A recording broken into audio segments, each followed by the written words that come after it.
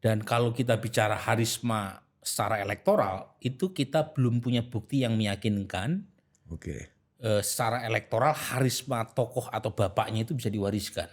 Tapi untuk menjadi calon presidennya sendiri kan tidak serta-merta harisma elektoral seorang Jokowi bisa diwariskan ke Mas Gibran. Di Filipina netral bahkan lebih positif. Jadi dinasti itu dianggap mentorship. Jadi orang kalau lahir dari dinasti politik itu dianggap punya flying start. Di Jawa Tengah yang menunjukkan efek Pak Jokowi itu luar biasa.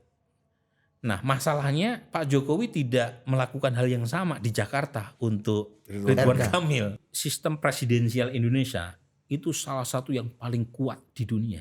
Itu bukan hanya didukung oleh partai politik, tapi juga didukung tentara, didukung polisi, didukung oligarki, didukung oleh semua kelompok. Ketika melihat Pak Prabowo dilantik dengan 7 dari 8 partai berada di belakang Pak Prabowo, itu sebenarnya secara demokratis itu tidak sehat.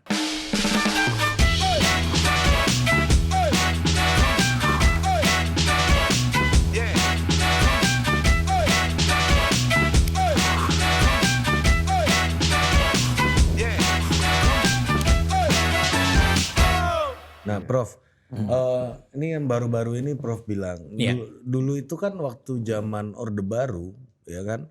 Ini berkaitan dengan omongan Prof belakangan nih. Zaman Orde Baru, salah satu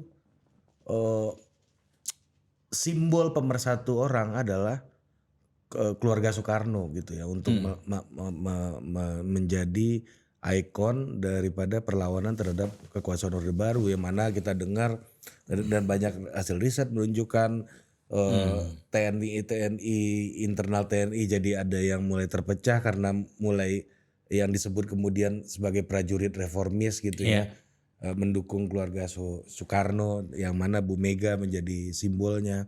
Dalam konteks tertentu banyak orang pakar mengatakan ini adalah bentuk dari keberhasilan the transformation of karisma dari Soekarno ke Megawati gitu. Nah baru-baru ini Prof bilang nggak serta-merta nih dari Jokowi ke Gibran. Apa yang membedakan dalam dua kasus ini sebenarnya, Prof?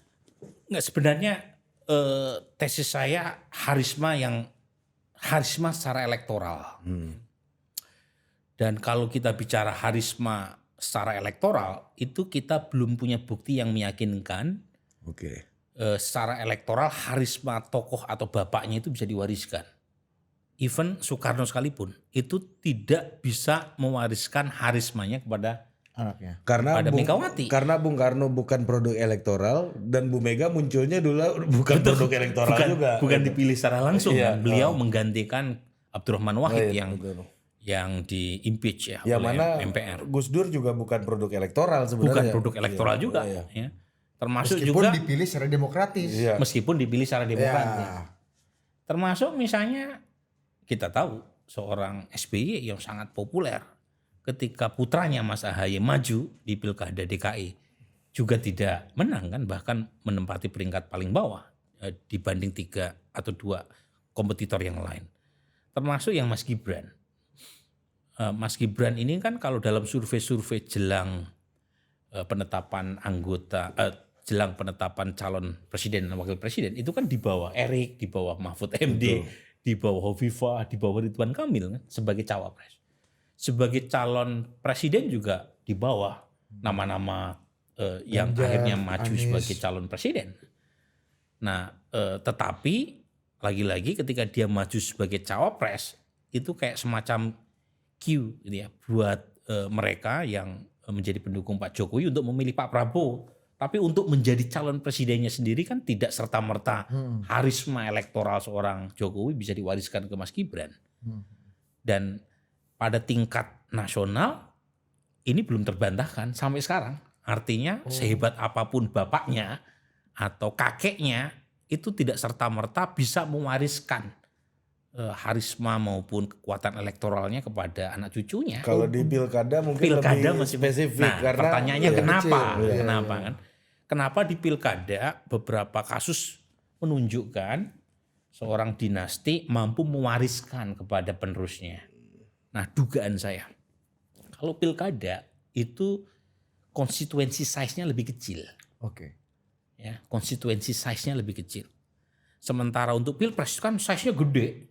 Jadi memastikan dari Sabang sampai Papua ratusan juta pemilih itu mengikuti mengikuti apa maunya patron dari sebuah atau seorang dinasti itu nggak mudah. Sementara kalau di pilkada itu bicara level yang sangat kecil yang lebih homogen, kemudian size-nya lebih kecil, lebih mudah untuk memonitor, mengorganisir, memobilisasi. Dan mereka yang merasakan dampak langsung dari orang yang punya karisma di atasnya ini proximity-nya kan. lebih jaraknya lebih dekat. Jarak Tapi sosialnya lebih dekat. Dan di level pileg pun memungkinkan karena seluas-luasnya dapil tingkat nasional itu kan satu provinsi satu dapil. Misalnya kayak Babel, Kepri itu kan satu dapil satu provinsi.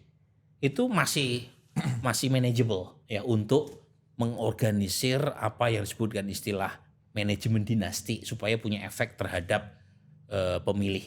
Tapi di level pilpres belum ada bukti yang menunjukkan bahwa seorang yang sangat kuat secara elektoral kemudian bisa mewariskan kepada anak cucunya. Dan itu yang membuat saya punya kesimpulan 2029 meskipun Mas Gibran sekarang wapres sekalipun dan meskipun misalnya Pak Jokowi masih populer sekalipun itu tidak serta-merta bisa mewariskan, mentransformasikan harismanya kepada putranya. Gitu. Kalau boleh agak lompat di pilkada kemarin Prof, ada nggak yang kena tumpahan karisma dari Pak Prabowo atau Mas Anies atau Mas Ganjar yang ada di puncak pertarungan elektoral di nasional nih? Nah, di calon-calon gubernur ini, gubernur ini. Kalau itu kan namanya kotel efek. Jadi kalau tidak ada ikatan darah itu adalah kotel efek ekor jas. Jadi biasanya terjadi dalam sistem pemilu yang bebarengan. Jadi kalau dalam meme tentang kotel efek itu ada seorang calon presiden yang jasnya itu ekornya panjang sehingga bisa menjadi cara buat calon lain untuk mendapatkan berkahnya. Nah, dalam kasus kemarin itu ada beberapa case yang menunjukkan calon yang misalnya ya untuk case yang sederhana mungkin saya baca yang agak sebaliknya lebih mudah mengambil contoh. Depok. Depok itu Anies menang dengan perolehan cukup lumayan besar. Tetapi PKS tidak mendukung Anies di calon gubernur Pilkada DKI.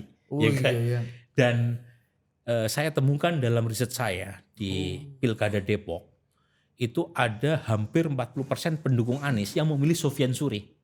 Dan itu saya sebut sebagai protest vote. Ya. Jadi mereka 40%? Hampir 37. Jadi votersnya Pak Sofyan ini dari pendukung Anies Anies. Selama ini identik dengan PKS. Betul. Yang baru kali pertama sejak Depok berdiri itu memilih calon wali kota yang bukan berasal dari PKS gitu. Itu terjadi di Depok. Itu dalam demokrasi itu hal yang perlu disyukuri atau enggak itu?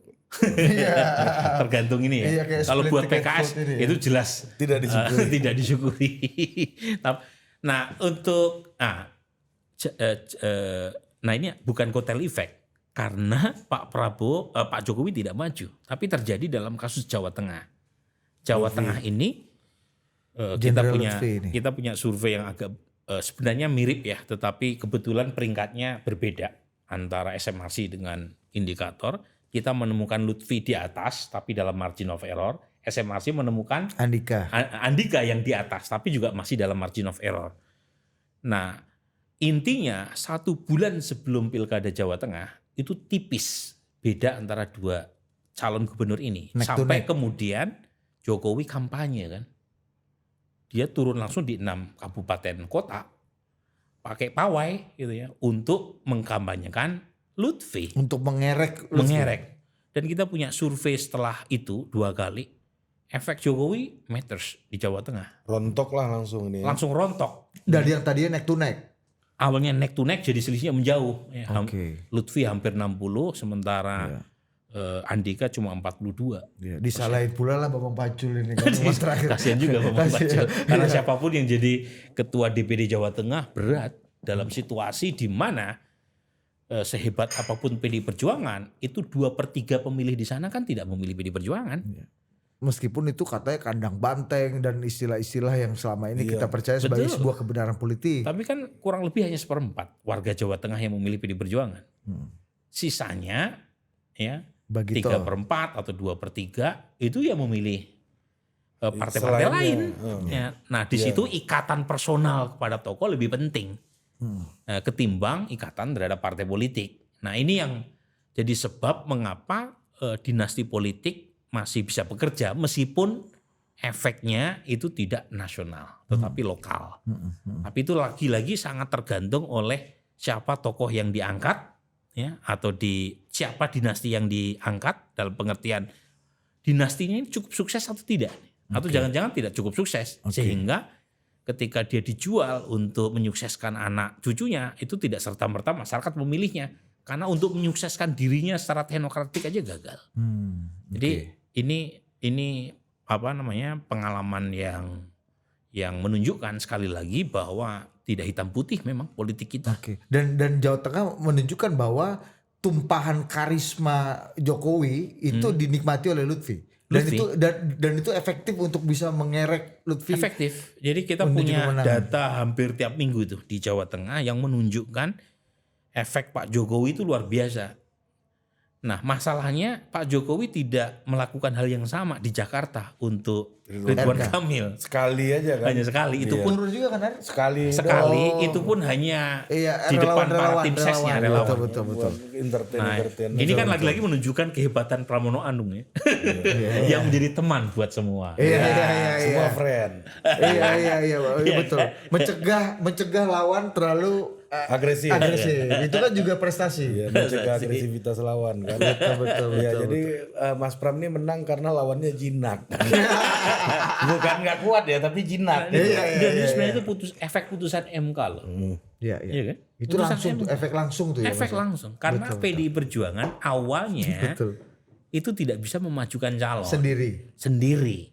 Jadi ketika Anies sudah diisolasi di mana partai pendukungnya beralih ke Ridwan Kamil, ada skenario untuk memunculkan calon boneka tanda kutip ya, melawan Ridwan Kamil. Tapi MK mengambil putusan menurunkan barrier to entry, dan itu membuat Pramono Anung itu muncul, bukan Anies Baswedan.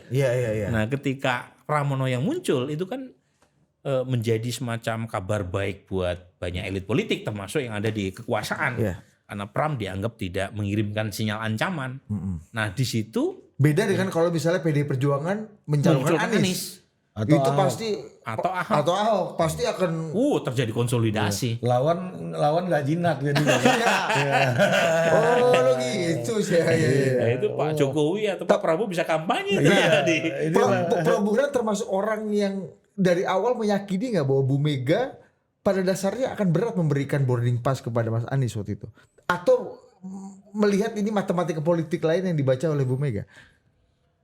Nah, ada yang versi sentimental, ada yang versi matematika politik. Nah, kalau kan begini, sebenarnya kan ada faksionalisasi di internal PD Perjuangan kan. Apakah memajukan Anies ataukah memajukan kader sendiri? Nah, beberapa pihak setuju Anies diajukan sebagai counter terhadap kekuasaan karena Pak Jokowi kan dianggap tanda kutip anti Anies kan begitu. Nah, tetapi ada sayap ideologis yang memandang dalam menyikapi Pilkada Jakarta jangan pendekatannya didasarkan pada semata-mata faktor elektoral. Karena kalau pendekatannya semata-mata elektoral, maka yang bisa mengalahkan Ridwan Kamil yang paling mungkin adalah Anies atau Ahok misalnya. Atau Ahok. Ahok agak tidak secara elektoral ya karena Ahok ini kan punya beban masa lalu. Jadi hanya Anies. Ahok ini belum tentu menang di DKI tapi bisa bikin kalah di tempat lain. Dan lawan solid. Lawan solid dan mengirim semacam ancaman juga pada kekuasaan. Indonesia gerakannya nih mau. Gestur yang bukan win-win ini lose-lose. Nah, Pramono ini itu dianggap sebagai representasi ideologis. Yang bisa mengirim semacam pesan tanda kutip perdamaian kepada Pak Prabowo. Tetapi kalau misalnya menang bonus. Oke. gitu kan. Jadi Jackpot. ekspektasinya sebenarnya minimalis ya. Tapi artinya kan di internal PDI pun di dalam pilihan di DKI itu menunjukkan bahwa kehendak untuk berkonflik itu makin berkurang kan. Iya. Dan Bu Mega surprise-nya mengakomodir nuansa untuk tidak berkonflik gitu kan. Itu lebih atau mungkin karena Bu Mega juga punya hal yang mendalam kepada Anies. Nah itu. Jadi sentimental issue kan. Mungkin ada sentimental, bisa juga berbau ideologis ya. Karena kan bisa. Bagaimanapun Mas Anies punya record sendiri terkait dengan pilihan isu yang dipakai tahun 2016 dan 2017 waktu pilkada. Dan itu suka tidak suka menimbulkan pertanyaan di sebagian basis ideologis PD Perjuangan. Dan di sebagian elit PD Perjuangan kan. Meskipun kan Anies paling punya peluang untuk menang gitu kan. Peluang untuk menang tetapi kan banyak sayap ideologis di partai PD Perjuangan yang merasa jangan karena urusan elektoral kemudian mengorbankan gitu ya. Ideologi kebinekaan yang selama ini mereka dan itu nyambung sama apa yang ada di pikiran Ibu Mega. Tapi Sumut kenapa bisa Edi Ramayadi itu Prof? Karena kan Edi Ramayadi dulu juga parah kan sama PDI kan. Waktu itu kan Mas pilkada lawan Mas Jarod kan. Itu kan dibilang calon partai penista bos ya zaman itu ya. PKI dia bilang. Menarik juga itu. Kasus Sumut ya. Kasus Sumut. Kalau kasus Sumut mungkin ini kali ya. Pertama pertimbangannya elektoral karena meskipun masih kalah surveinya dibanding Bobi ya, tetapi tidak ada kader lain di dalam PD Perjuangan maupun kader partai lain yang dianggap punya peluang bisa mengalahkan Bobi.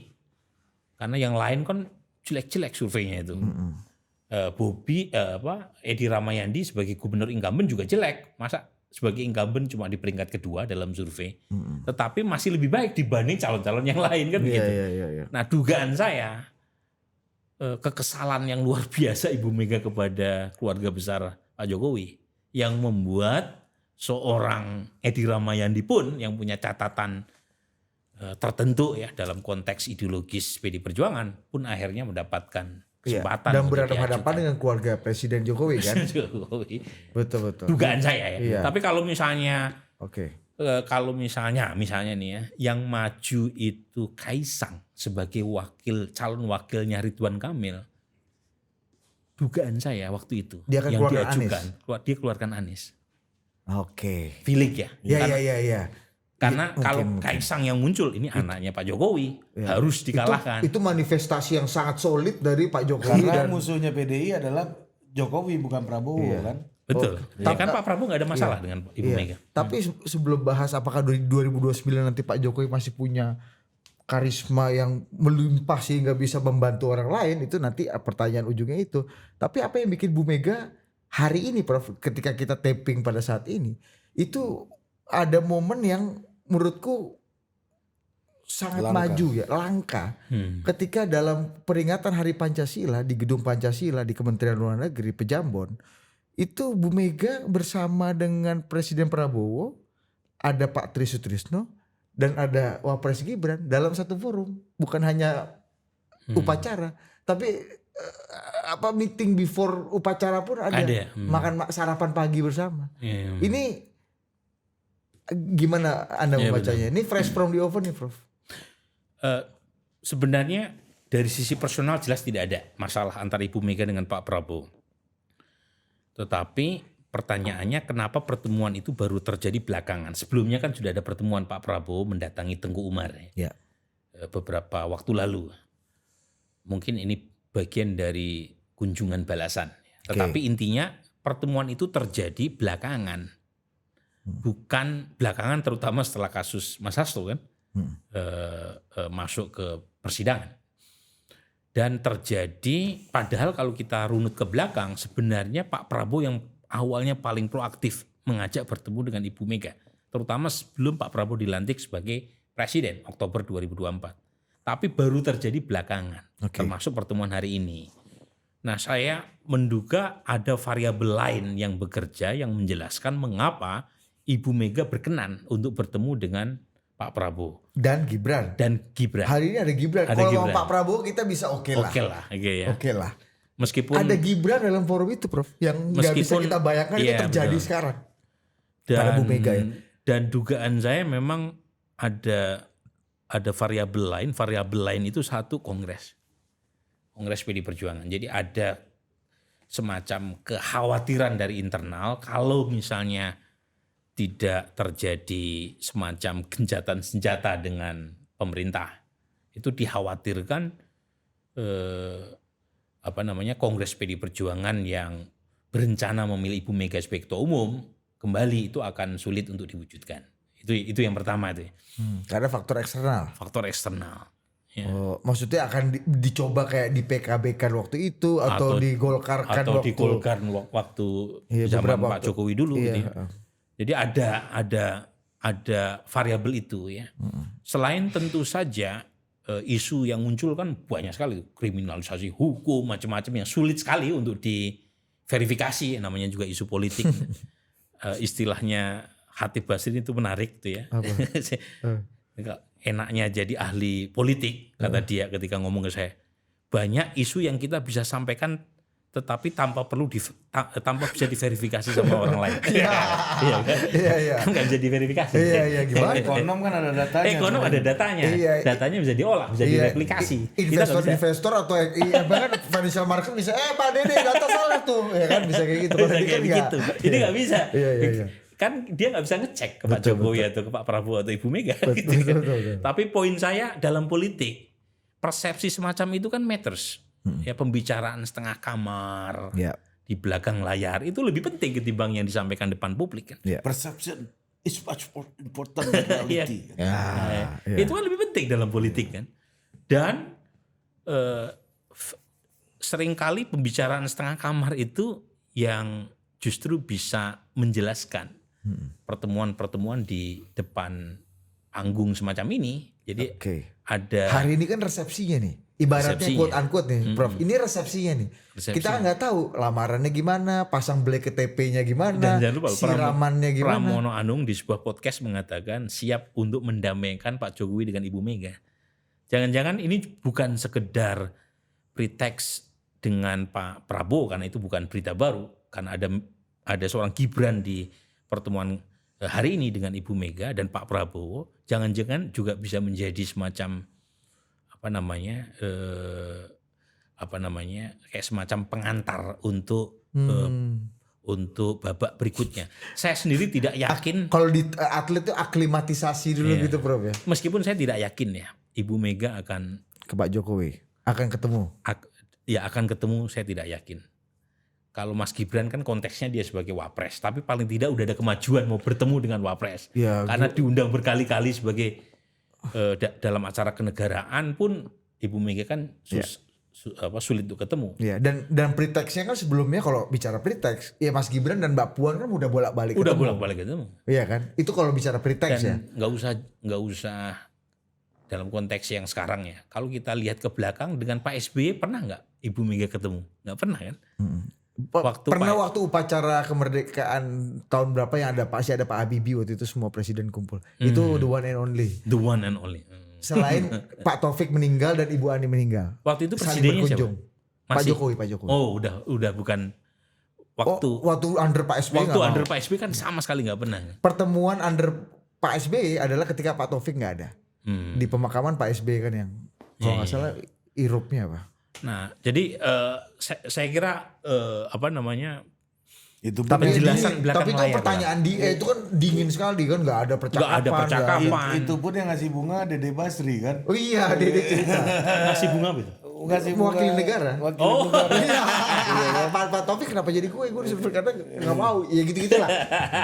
Iya. Tapi ya kalau saya pribadi dan saya kira masyarakat sipil secara umum, saya justru berharap elit politik itu jangan bersekongkol. Karena kalau mereka bersekongkol, Bahaya. itu yang rugi adalah masyarakat sipil. Ya. Jadi justru kita mendorong mereka untuk berkelahi dalam pengertian berkelahi gagasan, berkelahi kepentingan. Sebab kalau semua kepentingannya itu diseragamkan, itu tidak ada pintu masuk buat reform, buat masyarakat sipil. Tapi Gus Ulil juga ada jawaban nih. Cuma kita juga butuh pemerintahan yang stabil. Iya. Kalau perkelahian yang nggak penting ya kita harus minimalisir. Iya, kalau kata Gus Ulil yang sudah bertransformasi menjadi konservatif, kita butuh, kita butuh konservatif yang terbuka. Itu gimana oksimoron sekali tuh Gus? Tapi gini, kalau kita lihat data, sebenarnya ini tulisan Marcus Missner yang terbitkan sama Cornell bukunya itu. Jadi sistem presidensial Indonesia itu salah satu yang paling kuat di dunia. Jadi kenapa? Karena koalisi presidensial yang membentuk presiden yang terpilih secara langsung itu bukan hanya didukung oleh partai politik, tapi juga didukung tentara, didukung polisi, didukung oligarki, didukung oleh semua kelompok. Jadi pada dasarnya kita dalam sistem demokratis sejak 2004 sampai sekarang tidak ada upaya kudeta, tidak ada upaya impeachment. Macam-macam sudah sangat kuat. Jadi sebenarnya udah sangat stabil ini bro. Jadi argumen Ulil tadi nggak tepat juga. Karena kita udah sangat stabil. Tetapi stabilitas itu trade off-nya satu ke demokrasi, dua ke patronase. Jadi ada banyak insentif yang saling dipertukarkan untuk kepentingan para elit. Kita butuh oposisi yang kuat, tapi kita juga butuh pemerintahan yang kuat. Coba kita lihat kasus Korea Selatan sama Jepang ya. Betul. Korea Selatan sama Jepang itu sama-sama sistem presidensial. Sama-sama sistem presidensial. Korea Selatan lebih parah lagi. Berapa kali tuh presidennya kena impeachment. Tapi apakah pemerintahannya tidak stabil? Sangat stabil. Apakah ekonominya memburuk? Salah satu contoh rezim presidensial yang ekonominya terbaik di dunia, Korea Selatan. Kendati naik turun ya Prof ya. Kendati kudeta demi kudeta. Kudeta demi kudeta, tapi ekonominya membaik. Thailand misalnya. Thailand kan juga kudeta kemarin tapi kan dia total kudeta di Thailand 34 kali. Tetapi memang Thailand tidak ideal karena bukan negara demokrasi. Tapi kan Jepang dengan Taiwan, kalau Jepang bukan sistem presidensial. Taiwan dan Korea Selatan. Itu dua-duanya sistem presidensial, stabil pemerintahannya, dan kalau misalnya ukuran seberapa rezimnya itu bermanfaat buat rakyat, dua-duanya itu ekonominya paling sukses. Taiwan dengan Korea Selatan. Taiwan tuh yang paling sering kita lihat pukul-pukulan di dalam parlemen itu ya Bro. Presidennya juga beberapa kali kena article of impeachment, tapi bagus. Jadi poin saya adalah narasi tentang kerukunan, narasi tentang stabilitas. Oke, itu baik ya karena kita punya trauma dulu ya tahun 50-an. Tetapi jangan kemudian atas nama itu membuat kualitas demokrasi kita merosot gitu. Maksudnya dengan elitnya kong kali kong bersama gitu ya tanpa ada kan ongkosnya mahal kan untuk menjalin kebersamaan itu. Karena kompetisinya terbatas jadinya. Kompetisi terbatas, kemudian tidak ada koreksi kebijakan karena semuanya yes man gitu. Dan yang dirugikan justru pemerintah karena pemerintah tidak mendapatkan alternatif kebijakan kalau misalnya satu suara satu kata. Nah, tanpa harus membuat stabilitas politik dikorbankan. Karena selama ini lagi-lagi menunjukkan sejak 2004 sistem presidensial secara langsung, dipilih secara langsung, itu kita sudah sangat stabil. Gestur Bu Mega pada Hari Pancasila 2025 kali ini membuat kita perlu khawatir nggak? Gestur hari ini ya Prof? Saya kan ketika melihat Pak Prabowo dilantik dengan 7 dari 8 partai berada di belakang Pak Prabowo, itu sebenarnya secara demokratis itu tidak sehat. Karena hanya menyisakan PDIP Perjuangan di luar. Itu pun ada kader informalnya ya di kabinet. Tetapi secara formal kan di luar. Kader informal. Kader de facto. Cuma kalau kita melihat perilaku PDIP Perjuangan 8 bulan terakhir, itu kan perilakunya kayak partai koalisi pemerintah. Meskipun secara de jure PDIP Perjuangan tidak berada di dalam. Pas 8 bulan terakhir atau pasca Hasto ada problem hukum? 8 bulan terakhir. Bahkan sebelum Mas Hasto ada masalah hukum pun PDIP Perjuangan kan tidak menampilkan sebagaimana mestinya partai oposisi. Beda dengan zaman Pak SBY kan. Oh iya, oposisi ke Pak Prabowo, tapi oposisi ke Pak Jokowi masih kencang sampai sekarang. Cuma kan Iya. Pak Jokowi tidak punya power lagi kan secara de jure maupun de jure lah, terutama kan nggak ada powernya secara formal. Jadi kalau misalnya PD Perjuangan tetap menjaga marwahnya sebagai partai penyimbang kekuasaan, meskipun secara pribadi dekat dengan Pak Jokowi, dengan Pak Prabowo, ya nggak apa-apa. Oke. Tetapi kalau kemudian trade off-nya itu PD Perjuangan harus mematikan seluruh kanal kritisnya dan civil society kesulitan untuk memasukkan semacam kepentingan atau ide atau apapun Aspirasi. di jalur formal atau aspirasi kan berat juga. Nah itu yang saya terus terang untuk kepentingan Pak Prabowo sendiri supaya Pak Prabowo mendapatkan masukan lain di luar dari asal Bapak senang gitu. Meskipun kalau kita lihat track record ya dalam beberapa bulan terakhir Pak Prabowo pun kan sangat aware dengan aspirasi publik yang disuarakan secara loud and clear kan. Soal PPN misalnya, soal LPG 3 kilo. Betul. Itu kan langsung tuh koreksinya kan Cuma cepat. kan tidak melalui jalur formal kan. Iya. Jadi masukan dari publik itu disalurkan Harus bengok-bengok melalui non formal. Parlemen Jadi jalanan melalui ya. parlemen jalanan atau online activism ini. Itu lewat Pak Dasko. Ya, atau Ya, lewat itu Pak maksudnya. Dasko. Iya kan. Tetapi tidak ada Rocky saluran dan formalnya. lain-lain Gitu. ketemu Iya. kan kemarin Yang kan. menurut saya sih masih oke lah daripada sama sekali. tidak mengakomodasi suara publik. Tetapi ini kan menjadi pertanyaan, kita punya 8 partai di DPR tapi perilakunya sama gitu. Iya betul. Jadi pada dasarnya kita punya satu partai tunggal. Karena partainya banyak, perilakunya sama. Ini kayak sekber Golkar jadi orang baru. Iya kan? Jadi perilakunya sama. Tapi di eranya Pak Jokowi keriuhan tuh ada di DPR. Karena DPR-nya diverse kan. Kan Iya, ada betul. kan ada Demokrat dan PKS. Apalagi zaman nih. Pak SBY. Ya apalagi zaman Pak SBY. Yang di dalam aja berisik kan ya nggak? Nah akhirnya apa, wartawan nyari keributan di istana kan. Gara-gara di sini gak ada keributan. Saking DPR-nya Yang menarik ini Filipina. Filipina ini menarik. Filipina ini secara teknokratik Duterte ini berhasil ya. dalam banyak hal. Ekonomi Filipina membaik, pertumbuhan ekonominya baik. Ya. Lebih baik Filipina ketimbang kita. Ya. Tetapi popularitasnya kalah. Lebih baik si Sara wakilnya itu. Karena Kok Duterte Bongbong Marcos maksudnya. Bongbong Marcos. Iya. Bongbong Marcos ini yang jadi presiden dengan memakai kotel efeknya Duterte Iya. itu 2 tahun 2022 ya, jadi hampir udah 3 tahun nih menjadi presiden, itu justru approval-nya lebih rendah dibanding Sara Duterte. Anaknya Duterte yang menjadi wakilnya. Oke. Padahal secara teknokratik banyak capaian yang dilakukan oleh Bongbong Marcos. Salah satunya adalah dia banyak memilih menteri-menteri yang betul-betul pas. Bappenasnya Filipina itu teknokrat murni, menteri keuangan dan seterusnya. Tapi approval ratingnya lebih rendah dibanding Sara Duterte. Nah, itu kan menunjukkan lagi-lagi dalam urusan approval rating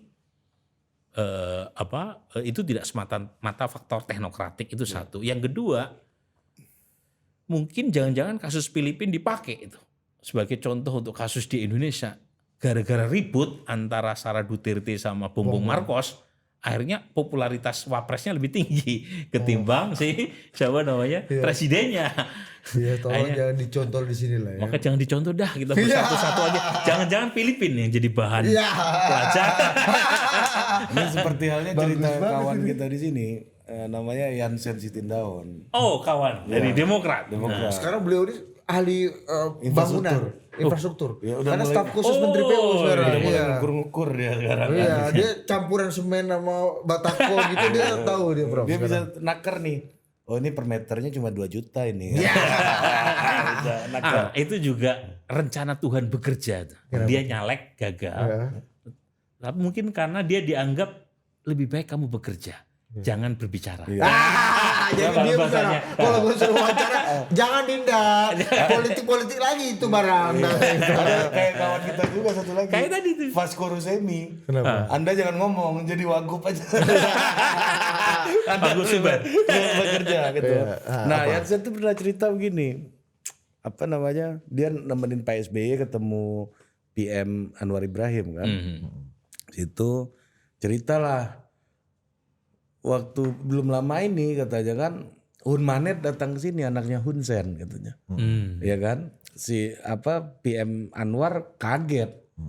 Wah, ini sangat western, terus ngomong bahasa Inggrisnya lancar, educated gitu kan, pinter ngomongnya gitu kan, dan punya gagasan. Anaknya Hun Sen. Ini beda banget sama Hun Sen. Hun Sen kan preman. Ya kan? Hun Sen ini kalau kata beliau, Hun Sen itu Pak Yusuf Hanadi apa cerita apa? Hun Sen itu memulai jadi Menteri Luar Negerinya Kamboja dan dia nggak bisa bahasa Inggris. Terus anaknya beda jauh. Anaknya beda jauh, educated Harvard kan ternyata kan. Harvard dan West Point ya. kan. Nah kan sangat western gitu, kaget lah Anwar Ibrahim karena dia kenal sama Hun Sen, temannya Hun Sen dulu. Jauh sekali. Iya, Ini tapi ini mah buah jatuh jauh dari jauh pohonnya. dari pohonnya. Tapi yang mau dijelaskan di sini adalah katanya begini, dia belajar dari Pak Harto. Ya kan, jadi Yang tidak mempersiapkan anaknya. tidak mempersiapkan. Oke. Dia mungkin belajarnya dari Lee Kuan Yew di Singapura. Oh, iya betul, Ya kan? betul. Jadi anaknya Gili, ya. sebelum jadi Perdana Menteri Singapura disekolahkan kemana-mana dulu. Dia kan mathematician dia kan aslinya. Betul. Ya kan? Dan dikarirkan tentara juga. Tentara juga, jenderal kalau nggak salah. Iya, Sama Hun Manet juga sama. Jenderal juga. Iya, tapi lulusan West Point ini serius jenderalnya dia. Oh, jenderal Iya. Jenderal serius. Iya, yang ngomong ke kita adalah Bambang Harimurti BHM ini temenan sama Hun Manet waktu sama-sama kuliah di Harvard. Jadi Oh iya, dia sangkatan Hun dia Manet. sangkatan sama Hun Manet di Harvard Kennedy School. Terus Hun Manet sambil di West Point dan waktu lulus West Point itu di pesta besar-besaran gitulah di New York sana katanya. Di rumahnya Hun Sen. Iya, pokoknya top lah. Jadi belajar dari tetangga. Belajar dari tetangga itu penting. Ada pelajaran baik dari Singapura, Lee Kuan Yew, ada pelajaran buruk dari Soeharto. Ya, tapi kan dituduhnya juga gitu kemarin kan. 02 ini menang karena niru Filipina. Gitu. Oh itu banyak kemiripannya. Satu Joget, ya. Sama-sama pakai kotel efek presiden sebelumnya. Iya. Oke. Duterte 90% approval ratingnya. Oke. Jokowi 81. Oke. Yang kedua Itu yang sama diminati Bombong dan Prabowo. Bongbong sama Prabowo. Ya kan? Bongbong mengambil anaknya Duterte, Prabowo mengambil anaknya Jokowi sebagai pendamping. Ya siapa duluan sih? Kita Duluan pemilu Filipina. Duluan mereka tahun Bongbong 2022. Iya. Jadi Filipina dulu. Berikutnya antara Sara Duterte dengan Gibran sama-sama wali kota. Satunya wali kota di Davao, satunya wali kota Solo. Yang ketiga sama-sama menang 58%. Oh iya ya. Tapi pelajaran terbaru adalah mengenai konflik Bongbong dan Sara. Iya kan menguntungkan wapresnya. Ternyata populer karena di pemilu sela Bongbong drop. Partai menteri-menteri dan calon-calonnya Bongbong drop semua. Drop. Jadi yang menarik kasus di Filipina Penting ini itu kan terjadi perpecahan antara Duterte versus Bongbong. Jadi Bongbong merasa Duterte terlalu banyak mintanya. Duterte minta anaknya bukan hanya wapres tapi juga menteri pertahanan. Berangkap ini. Merangkap menteri pertahanan. Kata Bongbong Marcos, who is the boss? I am the boss. Gitu kan. Nah, udah tuh mulai ribut. Sampai kemudian Duterte mengeluarkan ancaman pemakzulan kepada Bongbong Marcos. Nah, karena kalau misalnya dengan mengatakan Bongbong Marcos sedang berusaha untuk mengubah amandemen konstitusi supaya bisa maju lagi. Karena Filipina cuma sekali ya. Sekali dan 7 tahun ya Prof ya. Betul 7 tahun. Nah si Bongbong Marcos nggak mau kalah. Mengundang ICC, International Criminal Court. Untuk menangkap Duterte. Rodrigo Duterte. Karena kasus itu tuh. Kasus tembak-tembakan penembakan ini ya. narkoba Kasus itu. Petrus lah, kasus Petrus ya. yang tidak dikalkulasi oleh Bongbong Marcos adalah ternyata masih banyak warga Filipina yang jatuh cinta sama Duterte. Itu. Dan ketika Duterte diperlakukan seperti itu dan saat yang sama Sara Duterte sedang menghadapi isu pemakzulan di parlemen di Filipina, pendukungnya Duterte marah. Betul. Dan itu yang membuat Bongbong Marcos kelimpungan di pemilu setelah kemarin. Prof, emang nggak bisa diukur oleh surveyor di Filipina bahwa popularitas dan kecintaan orang pada Rodrigo Duterte itu masih sebesar itu, sehingga kok berani-beraninya Bongbong itu injek-injek anaknya gitu misalnya gitu loh. Bisa sebenarnya. Jadi Harusnya ada. ada mereka punya Itulah social kalau weather baca survei station. ini. Kemudian ada kawan saya juga Pulse Asia ya, namanya Profesor Ronnie Holmes. Dan dia yang bacaan dia di Southeast Asian Affairs, saya juga nulis chapter di situ yang menunjukkan data popularitas Sara Duterte lebih tinggi ketimbang Bongbong Marcos. Artinya Bongbong menang karena faktor Duterte. Nah pertanyaannya adalah ketika dia mengambil sikap keras kepada Duterte maupun Sarah, apakah dia sudah tahu? sudah kalkulit apa enggak nih? Sudah kalkulit atau tidak? Pertanyaannya adalah apakah dia sudah tahu atau tidak? Yang kedua, kalau sudah tahu, apakah dia abaikan dan dia punya skenario lain atau tidak? Ya. Dugaan saya kalau tidak tahu kayaknya nggak mungkin. Pasti dia sudah tahu bahwa Duterte masih populer. Karena dia dengan menggandeng Sarah aja dia udah aware dengan Udah aware. faktor itu ya. Cuma itu tadi, ini pilihan politik yang mungkin bisa jadi bahan pelajaran di sini kan. Iya, Ternyata mengambil sikap keras antar elit politik. Itu secara politik jelas ada dampaknya. Buktinya kan Iya. calon-calonnya Bongbong Marcos kalah. Iya. Tetapi secara ekonomi tidak berdampak. Betul. Minimal pertumbuhan ekonomi Filipina. Filipina itu masih lebih baik Ini ketimbang perpecahan kita. politik aja. Tapi kan Mas Gibran kan nggak punya intention geragas kayak Sarah gitu kan minta banyak gitu, kayaknya enggak deh. Enggak sih ya. Itu kan Dia kata sih lu. mungkin terlalu Emang jauh. ada. Ya. Mana? Mungkin Iya, aja. kita kan nggak tahu. Betul juga. Kalau dari penampakannya kayaknya nggak Jangan lu geragas. bela dulu. Jangan dibela dulu. Denda. Tapi yang menarik penampakan ini bos, penampakan Tapi yang menarik publik. untuk kasus Filipina itu begini. Ini saya dapat Ini nabok nyilitakan juga nih Filipina. ilmunya dari Dede Basri nih. Jadi saya cerita. Dede ini ahli ekonomi apa ahli politik sih? Tadi banyak banget dikutip. Dia punya kebetulan kita beberapa Dia kali juga- satu forum kan. Di Dia juga Mandi. ahli pornografi. Jadi dia cerita begini. Saya baru tahu juga. Kan saya kan menunjukkan begini. Saya nanya sama kawan saya. Karena beberapa orang termasuk peraih Nobel itu dari Maria Ressa. Filipina, Maria Rosa kan bilang, Maria Ressa. begini.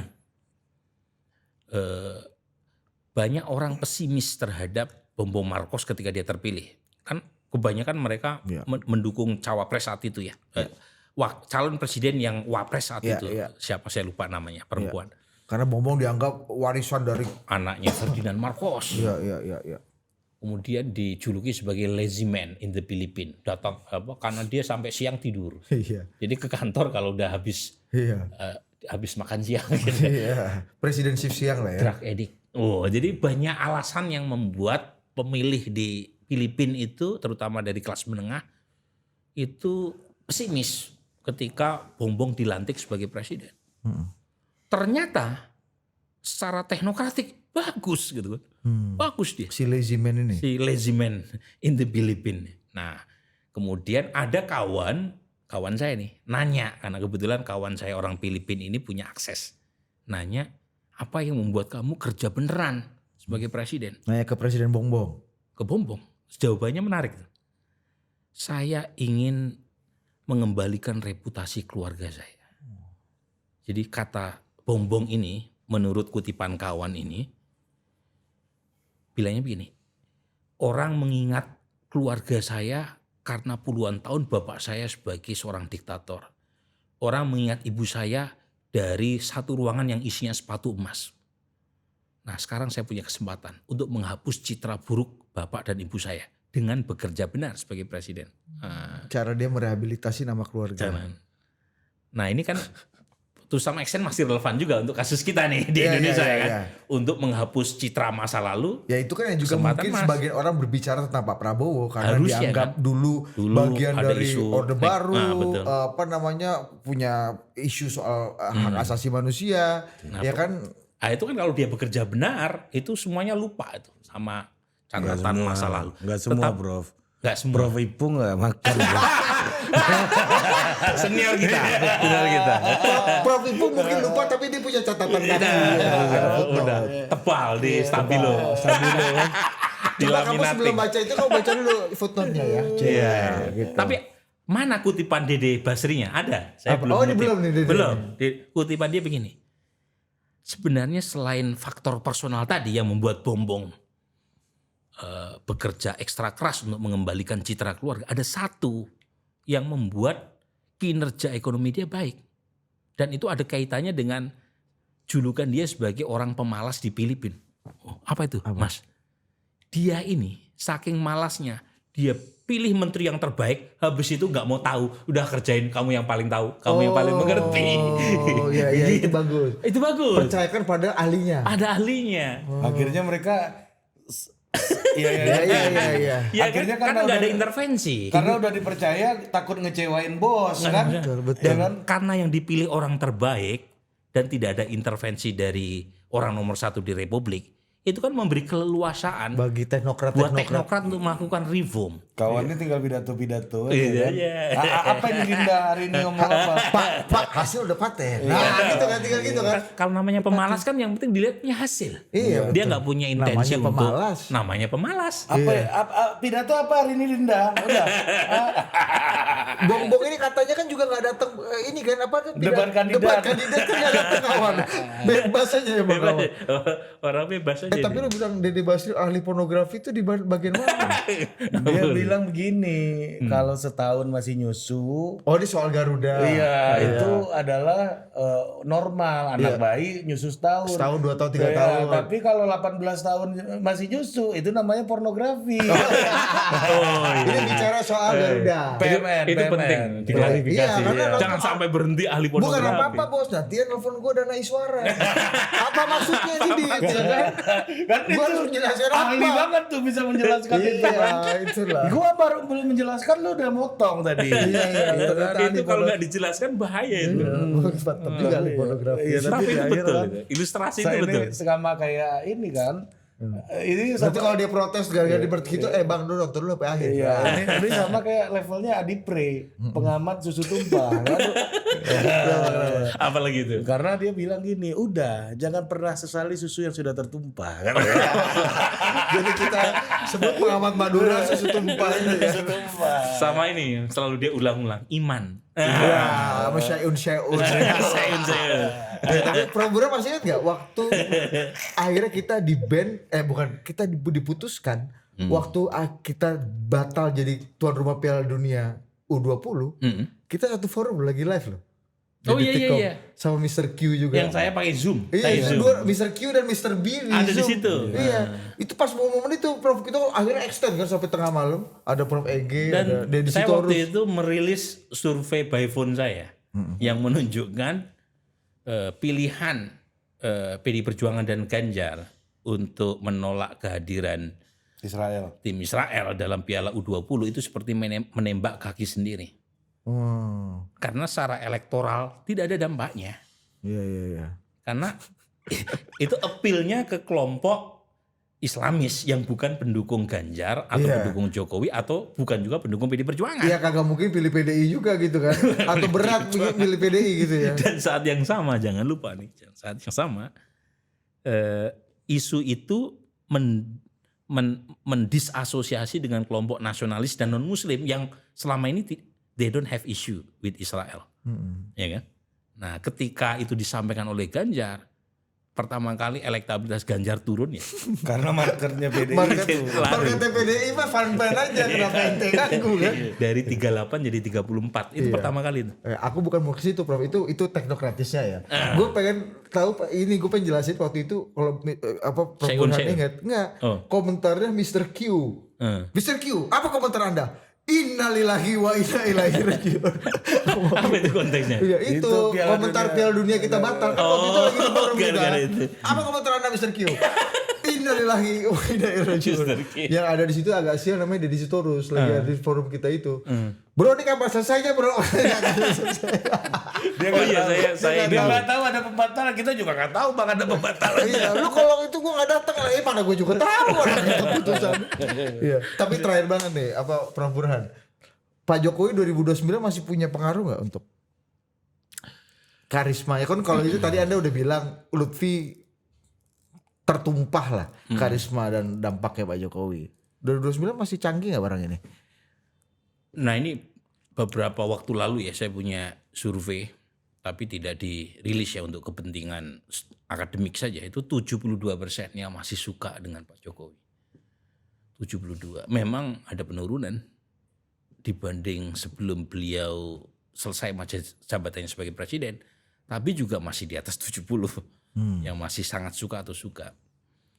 Nggak Jadi, kecil ya. Artinya itu jumlah yang masih cukup besar.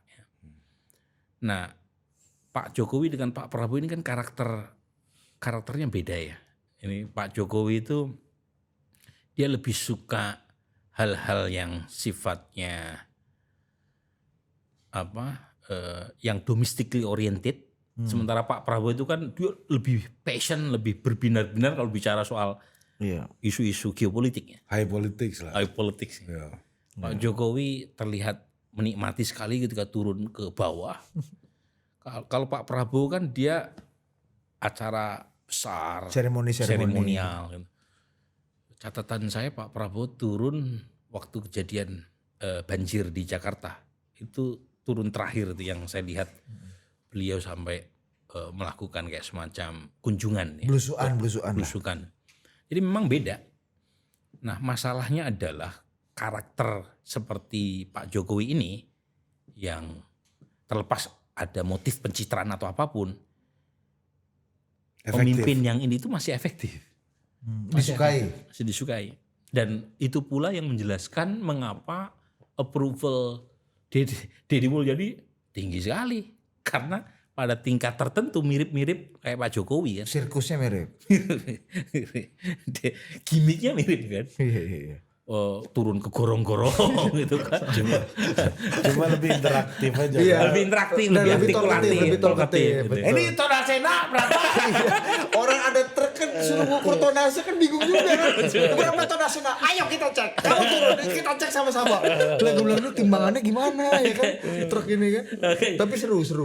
Nah ini artinya jangan-jangan serangan terhadap Deddy Mulyadi bahwa dia dianggap sebagai Mulyono jilid kedua mungkin punya efek di kalangan kelompok pemilih tertentu di platform Twitter misalnya. X ya.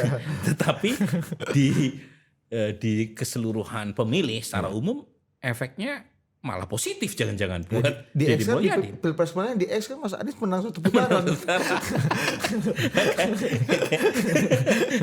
Cuma 5-6% kan orang Indonesia yang terakses di Itu ininya apa namanya anekdotnya itu anekdotnya. Itu belum tentu juga semuanya ke Mas Anies kan 5% kan. Iya bagi 2 Mas Ganjar lah. Iya. Ya, Kalaupun mayoritas ya masih ada kayak yang enggak ke Mas Anies kan. Ganjarnya sebagian masih cukup paten lah.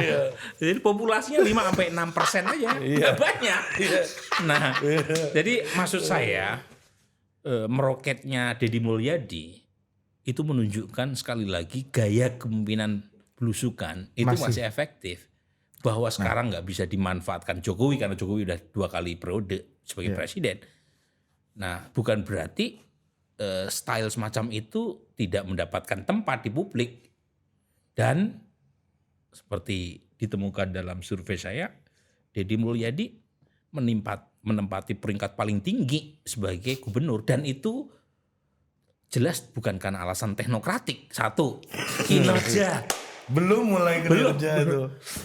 Kinerjanya kan dia kan baru 3 bulan. Iya. Dan evaluasi terhadap kinerja Pemprov itu ada 4 item yang di bawah 50% itu. Kalau misalnya alasan teknokratik harusnya kan Nggak bisa evaluasinya A semua dong untuk Pemprov. Yang kedua, gap antara kepuasan dia sama wakilnya jauh sekali. Dia 94,7%, wakilnya cuma 60%. Ya, bahkan kita nggak tahu wakilnya yang mana ya. Nah, artinya Erwan aja. Setiawan, Iya, namanya Erwan Setiawan. Bukannya JJ Ronald. Tapi poin saya adalah karakter semacam itu ternyata masih resonate di publik kita. Dan itu yang menjadikan Pak Jokowi terlepas dari serangan kanan kiri, isu ijazah palsu, macam-macam. Ya data saya masih menunjukkan 72% orang yang sangat suka atau cukup suka sama dia. Yang tidak suka 19%. Pertanyaannya 2 nih turunannya. Yang pertama. Aduh dia udah 2 jam. Nah dikit lagi ini terakhir Iya, 2 banget. lagi kan. Nggak, karena dia kan jawabannya panjang, gak usah komprehensif. Itu salah dia juga. Gue cuma nanya. Yang pertama, Kang Deddy melihat ini adalah metode ala Jokowi. Dulu 2014 Pak Jokowi dengan metode itu melawan sang orang yang mendukung dia di 2012, Pak Prabowo, dan menang mengalahkan Pak Prabowo. Oh, ini pertanyaan. Mungkin Tapi nggak jurang. Kang Deddy punya appetite yang agak mirip, agak sama. Itu satu. Yang kedua, Pertanyaan tepi jurang nih. sirkus Pak Jokowi gimana memelihara sirkus sampai 2029 kalau dia nggak punya jabatan lagi dan dia Iya. Ini bener nih, ini Rifanda devil advocate, dia devil Iya. aja. Dia terakhir banget. Saya mulai dari jawaban yang lebih mudah dulu ya. Yang kedua kan pertanyaan. Memaintain. Kan gak punya partai, gak punya apa gitu. Nggak punya jabatan, ijazah udah diputus.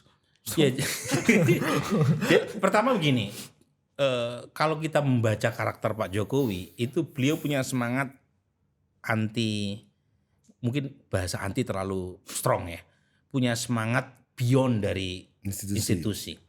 Itu karakter dia. Ya. Makanya dia nggak terlalu menikmati kan menjadi bagian dari kader partai. Jadi pendekatan dia itu market. Pasar, demand, pemilih maunya kayak apa. Dia menyesuaikan begitu kan. Jadi meskipun dia tidak punya partai dan karena masyarakat kita masih sangat suka dengan gaya belusukan semacam itu, ya dugaan saya separah-parahnya penurunan popularitas Pak Jokowi itu tidak sampai di bawah 60%. Dugaan saya sampai 2029 nanti. Meskipun ada atau tidak ada medium untuk beliau survive sampai 2029. Jadi dia selalu punya cara kan Iya. untuk merawat itu kan. Ijazah ini bagus ke Pak Jokowi gak? Positif apa enggak? Untuk memaintain soal ijazah yang diamu-amu orang macam-macam. Terlihat sepertinya Pak Jokowi kesal juga kan dengan isu ijazah. Air mukanya kan tidak bisa bohong ya. Tetapi kalau misalnya isu ijazah palsu ini terus-menerus diangkat, tetapi saat yang sama substansinya justru malah menghilangkan perhatian kita pada isu yang lebih penting, dan buktinya juga tidak memadai, dugaan saya malah positif buat Pak Jokowi. Dugaan saya. Okay. Jadi kalau misalnya nih isu yang diputar-putar itu masih ibarat isu lama, isu kaset lama gitu ya, tetapi minim substansi, minim. Hari ini misalnya Joshua Sinambela, saya lihat di podcastnya itu menunjukkan misalnya bookmarker percetakan perdana ternyata dari penelitian dia itu dimiliki ratusan, puluhan skripsi yang ada bookmarkernya perdana, dan itu depannya banyak yang nggak pakai tanda tangan dari pembimbing atau apa, karena memang antara ketikan asli dengan yang dicetak di perdana, percetakan perdana itu beda gitu. Okay. Dan kalau misalnya ini kata Joshua yang orang dari UGM juga, kalau misalnya itu dijadikan argumen bahwa karena tidak ada tanda tangan dan tulisannya itu beda. Tulisan ini harusnya yang palsu bukannya Pak Jokowi karena banyak sekali kan yang nyetak di tempat yang sama. Nah ini kan lagi-lagi inilah ya udahlah. Nah tapi poin saya kalau isu itu seperti itu terus yang diungkapkan, yang malah membuat nama Pak Jokowi terus menerus. Balik lagi kepada teorema Filipina tadi kan. Cuma kan untuk kasus di Filipina ya itu dinasti politik jauh lebih powerful dampaknya dan efeknya ketimbang di Indonesia. Di Filipina itu hanya 67 keluarga besar yang menguasai politik di Filipina bertahun-tahun. Jadi di sana itu dinasti politik bukan aib. Tapi di Indonesia tone-nya di media atau di medsos kan negatif. Di X terutama. Nah di X. Tapi overall juga di kalangan aktivis juga kurang positif dinasti. Tapi poin saya kalau di Filipina. Netral lah kalau di Filipina ya. Di Filipina netral bahkan lebih positif. Jadi dinasti itu dianggap mentorship. Jadi orang kalau lahir dari dinasti politik itu dianggap punya flying start. Sudah dipersiapkan. Makanya ketika Duterte diperlakukan begitu, efeknya kepada anaknya itu langsung gitu. Nah untuk kasus di Indonesia belum tentu loh. Pak Jokowi misalnya mampu memaintain popularitasnya sampai 2029, Dan dinikmati kemudian anaknya. bisa dinikmati sama Balik lagi anaknya. ke teori Prof di awal tadi, belum ada pembuktian Belum ada elektoralnya. pembuktian empirik. Nah, jangan-jangan yang dilihat bukan hubungan darah, yang dilihat adalah karakternya. Nah itulah Deddy Mulyadi. Makanya jadi Deddy relevan. Mulyadi jadi naik. Nah pertanyaan Dan gue yang yang menarik pertama. nih, yang menarik ini. Saya kan punya survei di 6 provinsi di Jawa. Itu betul-betul disrupsi kasus Deddy Mulyadi ini. Jadi kebijakan yang sangat lokal di Jawa Barat diketahui di Jawa Timur, di Jawa Tengah, di Banten, di DKI. Dan tingkat pengetahuannya di atas 80%. Itu karena yang kemakan kayak apa Nagita Slavina, Iwan Gunawan kemakan. Kang Deddy nih nggak mau ini nih, mau ke bara Kang Deddy. Ya gitu. suamiku nih belum makan nih. Nah gitu-gitu kan. Nggak mau makan nih. Dan gitu. memang kayak begini-begini ini kan kita nggak bisa membatasi Iya. efek medsos, efek internet Lewat berdasarkan geografi, nggak bisa. Iya benar. Ini nggak mau mandi nih gitu. Kang Deddy mau ke Tambah bara. lagi, gitu tambah kan. lagi. Apalagi Deddy habis itu nanggepin kan. Sirkus Iya, kemarin. sirkus. Persikas juga kemarin kan. Siapa kamu? Itu kan show bagus untuk ketika yang lainnya rata-rata air. Rata-rata air. Pertanyaan pertama. Pertanyaan pertama. Yang pertama ini susah jawabnya. Memang kalau sekarang jelas Deddy Mulyadi tidak akan menampilkan diri sebagai ancaman kan, terutama apalagi kita tahu dia berasal dari partai yang sama dengan Pak Prabowo. Jadi tetapi tergantung dua pihak. Satu Deddy Mulyadinya sendiri, yang kedua elit Gerindra. Saya menjawab dari yang kedua dulu. Elit Gerindra itu memandang Deddy sebagai aset atau sebagai ancaman. Kalau sebagai aset elektoral itu bagus sekali buat Gerindra. Dia punya 2 vote getter utama, Pak Prabowo dengan Deddy Mulyadi. Saling melengkapi kan dari sisi karakter. Betul. Ya kan? Tetapi sampai kapan dia dianggap sebagai aset elektoral? Tergantung yang pertama. Yaitu apakah Deddy Mulyadi itu sami nawa atokna atau tidak dengan garis partai yang mencapreskan Pak Prabowo untuk 2029. Karena secara survei elektoral mungkin saja Deddy Mulyadi akan merangsek terus ke atas. Mungkin saja dengan pola kayak begini. Kayak dulu Pak Jokowi. Ya kalau dari sisi elektoral seperti itu, approval rating biasanya punya impact kepada elektabilitas. Dan kalau dia diketahui rekam jejaknya sebagai gubernur di wilayah lain di Jawa, siapa yang menjamin pengaruhnya tidak melebar ke luar Jawa juga? Tapi saya setuju sama Prof Burhan tadi, pada akhirnya ini soal point of view dari elit Gerindra mau nganggap aset atau liability. Ancaman. Betul. Iya. Nah, tetapi kalau dia dianggap sebagai ancaman atau aset, itu kan lagi-lagi tergantung oleh sikap Deddy. Deddy-nya masih tegak lurus nggak? Atau mengentertain dukungan tepuk tangan ini kan? Dan jangan lupa pemilu kita kan sangat tergantung oleh elektabilitas personal. Nah, kalaupun toh misalnya Gerindra tidak memberi kesempatan buat Deddy sebagai pendamping Pak Prabowo 2029, siapa yang menjamin partai lain tidak menawari atau menggoda Deddy Mulyadi untuk menyediakan tiket di saat MK sudah meniadakan presidensial threshold. Jadi memang makin ya. Makin ini karena presidensial threshold ditiadakan. Ini, Prof. Jangan lupa ditiadakan itu bukan hanya partai yang lolos PT, partai sebagai peserta pemilu boleh menominasikan capres dan cawapres. Jadi makin lebar. Kalau gitu desainnya, tapi kan masuk ke paket undang-undang politik. Nanti kan diterjemahkan. Kalau bisa diterjemahkan. Remnya kan nanti di paket undang-undang politik. Kalau misalnya cuma 8 partai yang lolos dia PT. mempertimbangkan jumlah calon, ada tulisan itu di putusan MK-nya. Kalau misalnya 8 partai saja. Kalau kita mengacu pada pengalaman 2024, kurang baik apa Pak Jokowi kepada Nasdem dan PKB. Banyak sekali insentif kekuasaan yang diberikan kepada 2 partai.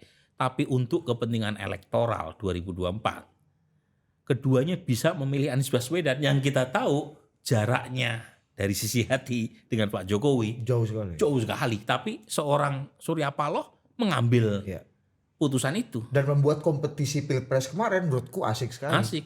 3 calon yang punya masing-masing style dan ini yang berbeda dan saling melengkapi lah menurutku.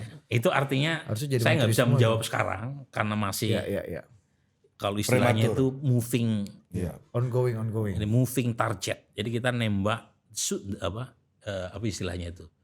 Shooting the moving target. Jadi targetnya itu bergerak deh. Jadi kalau kita tembak sekarang, jangan-jangan malah kita kena peluru nyasar karena mantul. Tapi kuncinya 2 tadi bener Prof. 1 elit Gerindra, anggap ini aset apa ancaman, dan Kang Dedinya sendiri. mengentertain apa enggak tepuk tangannya? Kali-kali undang aja keduanya dalam satu forum yang sama di sini. Cocok juga kalau kita lanjutkan lagi nih kita dibawa ke barak militer sama Kang Dedi. Karena terlalu lama. Udah Kang 2 Dedi. jam 17 Ya, menit. apalagi Prof dan Uwin kan harus sholat maghrib dulu. Iya, makanya Ini dari podcastnya ini nggak selesai-selesai Asik ya Kang Bro, Dedi. ini kita ini karena jarang beliau datang Ri, jadi kita eksploitasi Oke, episode, Ri. wabillahi taufik wa hidayah. Wassalamualaikum warahmatullahi wabarakatuh. Waalaikumsalam. Waalaikumsalam.